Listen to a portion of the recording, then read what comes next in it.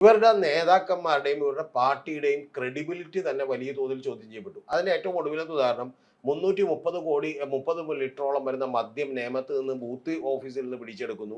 അതുപോലെ ശോഭാ സുരേന്ദ്രൻ എന്ത് ചെയ്യുന്നു, അവിടെ പോർട്ടിന് പണം കൊടുക്കുന്നു. ആ പണമൊക്കെ കയ്യോടെ പിടികൂടിയതാണ്. ഇനി അതിൽ ന്യായീകരിച്ചിട്ട് ഞാൻ മറ്റേ മുല്ലപ്പൂ വെച്ചെന്റെ നിഴലാണ് എന്നൊക്കെ പറഞ്ഞ് നിഴലായി എന്നൊക്കെ പാട്ട് പാടാന്ന് അത് മാത്രമല്ല അവരുടെ തന്നെ ഒരു പാർട്ടി പ്രവർത്തകയെ, പ്രായത്തിന് മൂത്ത ഒരു പാർട്ടി പ്രവർത്തകയെ വിളിച്ചുകൊണ്ട് അപമാനിക്കുന്നു. അല്ല അതൊക്കെ അതൊക്കെ പൊതുസമൂഹത്തിന് മുന്നിൽ എന്ത് ധാരണയാണ് അവരെ കുറിച്ച് തന്നെ അല്ല ഉണ്ടാക്കുന്നത്. അത് മാത്രമല്ല, അതിനുശേഷം അവർ വന്നിട്ട് തിരിച്ചു പറയുന്ന ഒരു കാര്യം എന്ന് പറഞ്ഞത് ശരിക്കും ഗുരുതരമായ ആരോപണമാണ്. കേരളം ശരിക്കും പറഞ്ഞാൽ CPM-നെതിരെ അല്ലാത്തത് കൊണ്ട് മാത്രം അത് വലിയ തോതിൽ ചർച്ച ചെയ്തില്ല. അവർ പറഞ്ഞൊരു ആരോപണം എന്താണ്, ശോഭാ സുരേന്ദ്രന് ഭീകരവാദികളുമായിട്ട് ബന്ധമുണ്ട് എന്നാണ് പറഞ്ഞത്.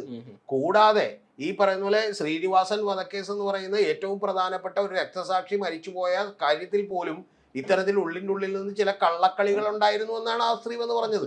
അതിൽ തന്നെ ഏറ്റവും പ്രധാനപ്പെട്ട ഒരു കാര്യം കൂടിയുണ്ട്. അവർ പറഞ്ഞത് ഈ ആളോട് മാത്രം എന്തുകൊണ്ട് മാറാൻ പറഞ്ഞില്ല വീട്ടിൽ നിന്നാണ്. ഇത് പറയുമ്പോൾ എൻ്റെ പ്രിയപ്പെട്ട പ്രേക്ഷകർ ഒരു കാര്യം കൂടി നിങ്ങളൊന്ന് പറഞ്ഞ പോലെ ചെവി തുള്ളിക്കൊണ്ട് ഓർക്കണം. എന്താണെന്നറിയാമോ, ഇതേ ആരോപണം പറഞ്ഞിട്ടുള്ള ഒരാൾ കൂടിയുണ്ട്. അതായത് സന്ദീപ് വാര്യർ ഒരിക്കൽ ഈ പാർട്ടി വിടുന്ന സമയത്ത് പറഞ്ഞൊരു ആരോപണമുണ്ട്.